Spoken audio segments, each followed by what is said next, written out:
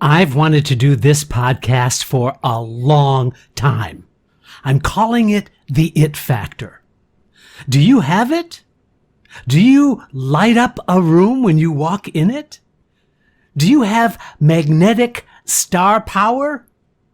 That's the It Factor, and we're going to talk about that today on this episode of Casting Actors Cast.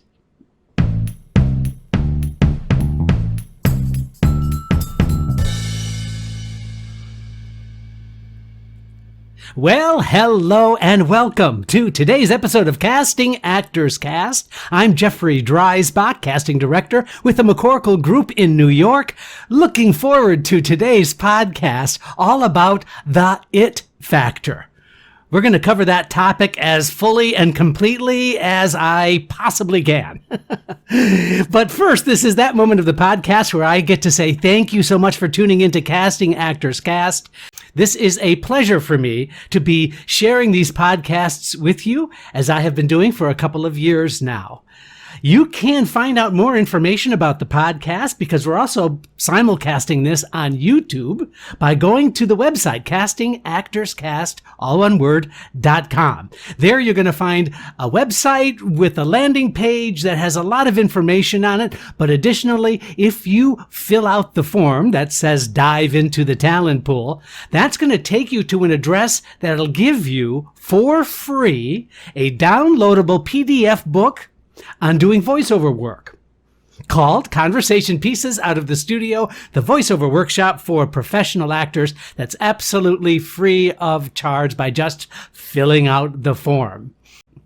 Also, my email address, castingactorscast@gmail.com, and that's a great place for you to ask me some questions, and if I get your questions, I can put it on the air. We can have a discussion about your questions. So it's your contribution to this show that helps drive it. So I'm encouraging you to please check out the website, send me an email, give me a thumbs up or a like or whatever you can do to continue this podcast. It means so much to me. Also, this is that moment in the podcast where I get to give my shout out to the cool people at Actors Connection. Actors Connection for many years now has been providing classes, workshops, intensives, seminars, all online now since the coronavirus is still with us. But it is really amazing because they're connecting professionals working in the industry with talent. So if you're an actor interested in meeting casting directors, working with agents, managers, learning a new skill set, then by all means do check out my friends at Actors Connection. The reason I've wanted to cover this subject for quite some time now is I've just been really fascinated ever since I started early on as an actor in high school. I really wondered, what is that magic thing that makes somebody pop, that makes somebody light up a room when they walk into it? You know, the debate for me is that a real thing? Is it real, or is it just a projection onto the actor from some influencer with power, like, let's say, a casting director, a producer, or a director? Is that a real thing, or is that kind of, just made up because somebody likes somebody? And so I'd like to break it down. So as we talk about this, I'd like you to see if you can apply some of your own experiences, and maybe you can relate to some of these examples. And maybe you can also relate to the frustration that I felt while I was acting, because I always wondered, how come that person has that something, that special something, and can I get it? Is that something I can have for myself? That was my question. I hope to answer that by the end of today's podcast. Well, let's break it down into a couple of what I call attributes. First, there's the physical attribute, right? Somebody who's really good looking.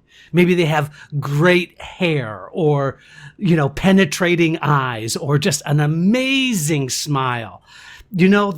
That's really kind of cool, because many really good looking people are just magnetic that way. And that can be a contributing factor, I think, right? But here's an interesting thing that I wanted to point out. Sometimes in my experience now as a casting director, I see really, really good looking people. And you know what? When they're on camera, they don't look quite the same. They don't look as magnificent as they might when they're on camera. That's really bizarre to me. I'm not sure what that is. Maybe you have some answers. Please let me know if you do. But then on the other hand, there are those people who are very nice looking. They're very average looking. They seem very pleasant and they're very genuine people. But then they go on camera and suddenly it's like the fireworks go off and they just have this amazing presence and sense of self. So that dilemma of life versus what it is to be on screen, I think is kind of perhaps a physical attribute. That the camera just loves some actors and doesn't quite love all actors the same way. Then the other attribute is the psychological attribute, I think. You know, someone's personality, someone's energy. You know, that there's that spark, that sense of self, which can be so impressive sometimes that it's kind of overwhelming. Somebody who feels very secure with who they are. And that's a psychological attribute, I think. Having just an internal energy that makes them kind of just feel present and alive. So that's something that I think is really amazing. And, you know, that's the question. Is that something that they just simply have, or is it something that they've worked on? We'll talk a little bit more about that in a second. Then the other attribute, I think, is what we call the emotional attribute, which I just kind of alluded to a little bit, that they're very present. Those it factor people, that's what I'm going to call them. Those it factor people, they seem engaged with you when they're having a conversation. They seem very accessible. In other words, they don't feel aloof, or there's not a sense of being contemplative or quiet or withdrawn. They just seem very like right there. And I hate this phrase, but directors use this all the time, in the moment. So those are the three attributes: the physical, the psychological, and then the emotional. So let's talk about a couple of examples of those people so that maybe we can be on the same page together as I talk about this. For example, when you were in high school, think about the most popular person in your class. I immediately know who that is in my mind. Here at my age, I can still remember that experience. So the question to ask is, what did they have that made them so popular? Could it be that they were the star quarterback athlete that was really good looking and just seemed to like everybody? Well, you know, that could be it. They were just simply so engaging. But that's a way, I think, to think about this same thing now in terms of actors and in terms of show business in general, is what makes those people so successful and so popular. And I can relate it to that high school kind of experience. That was just something about them, right? Let's see, another example might be, well, in your life today, it could be just you might know a self-confident person who really just commands attention in a group setting or in any kind of a gathering. A little bit difficult now in COVID, but have you done a Zoom meeting where somebody just pops? Somebody just has this energy that you are completely drawn to. That's what I'm talking about. That's their it factor. That is something that seems to transcend just the normal human interaction. So there's an example there. And then there's another example, the actor, who seems to always be genuinely interested in others, whether the camera is on or off. I've always been fascinated by that. Somebody who really is present, making connection to other people. So the question then becomes, and the question that I think you can ask yourself, is this something you want? Maybe more to the point, is this something you can have? Or is this something you already have? In other words, is this quality that we're talking about, that it factor, is that innate? Or can it be learned? Do you just have it? Or is it something because of your own life experience, just because of the nature of your personality, how you were raised, nature, nurture, all of those questions? Or is it just is? It just is what it is. So let's break it down a little bit more. I think if you are interested in developing that part of yourself that gives you that kind of magnetic thing that people are drawn to, then it's a matter, I think, of putting some of these factors into practice. Here's one factor. It's a phrase I learned a long time ago, and it's called act as if.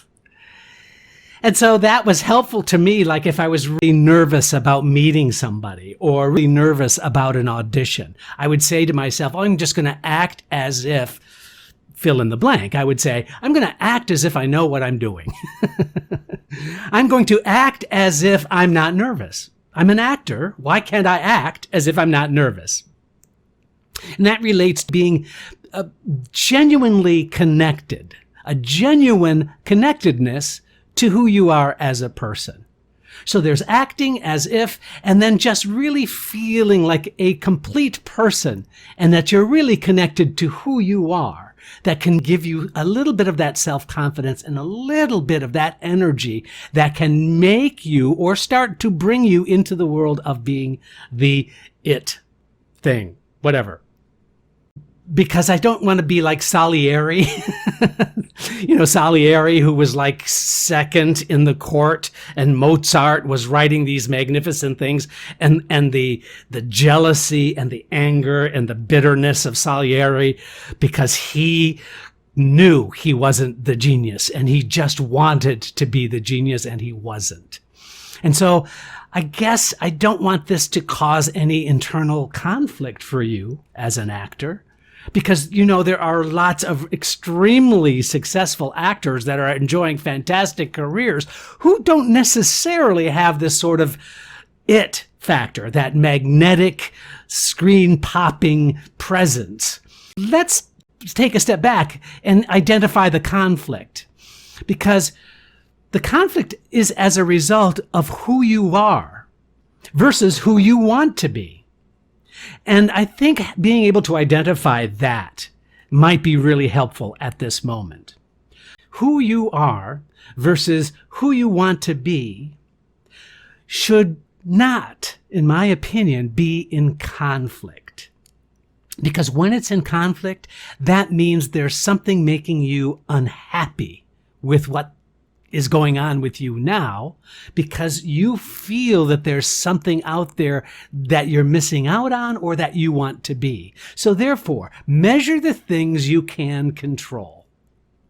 So you can control elements of your behavior. You can control elements of your relationships. You can control how you approach life, how you approach work, how you approach the role. All of those things are things that you can control. But it's also important to completely forget those things you cannot change. That's just wasted energy, right? So if I were to come up with a conclusion to this, I would say that it's a difficult question that might not even be important to ask. Do I have the it factor? I don't know how important that is. I know that I've always been curious about that, because I certainly, in my world now as a casting director, I see people who just have this amazing talent and amazing personality, and it hasn't quite happened for them yet in terms of a career or being, air quotes now, discovered. I haven't seen that. For some people, it's just baffling to me. And then, I'll be frank with you, there are other people who, in life, they're just really nice people, but there's nothing particularly special or magnetic or powerful, but yet they do extremely well. They're working all the time. They seem to have some kind of connected tissue to that success, which I find really, interesting. So I knew this was going to be a weird podcast today. I did, because the reality is what you see is what you get. And so how you see yourself becomes, I think, the conclusion about this. I think the best answer to the question of, do you have it? I think the best answer is very, very simplistic. And sadly, for maybe some of you listening right now, it may be very, very cliche, and I apologize for that. But I think if you just be your best self in everything you do, it might seem like an asset to have the it factor, but chances are that it's something you really cannot control, or something that you can use to your advantage. It just is. I think the best use of your time, instead of having this debate about wanting to be recognized slightly differently than you feel you are, is to work toward achieving your creative goals and challenges, evolve your relationships, and strive to be the best person you can. Honestly, I think that that's powerful enough. Simply put, I think you need to be the star of your own show. And that, my friends, is going to have a genuine impact on your career. Don't you think? I mean, we can have this debate about those who have it and those who don't. And after all this time and all my life experience, and now that I'm a casting director, having been an actor, now in casting, and trying to figure it out, how does that happen, that somebody does really, really well and somebody doesn't? And is there really an it factor? I think the answer is not really. Not really. I think that we are all unique individuals. And I think striving to be the best person you can, given what you've got, is certainly more than enough, especially if you continue to grow and develop your talent. Then there is a chance that the stars are going to align and you are going to be right in that apex of your talent, your energy, your mental, your physical, your emotional self, that is going to make you unstoppable. So even if you're going in for an audition, for example, being fully present, being completely aware, being genuinely interested in the project, all of those things I think contribute to the radiance that really is the it factor. That really is the thing that makes us really attracted to you. Now, I'm not talking about anything Pollyanna here. I really am not. I'm talking about being your best genuine self. I hope that's been helpful to you. I'm sorry if it's kind of a simple answer. I am. I wish there was a magic pill, but after all this time and after all this internal debate, it's not something you have complete control over. You only have control over those things you want to change. Change is definitely inevitable in our lives, but I can tell you that suffering about it is an option. Thank you for listening and watching today's episode of Casting Actors Cast. I'm Jeffrey Dreisbach, and I can't wait to see you next time on Casting Actors Cast. Thanks so much. Casting Actors Cast is made possible with your support just by listening. Please like, share, and subscribe wherever you get your podcasts.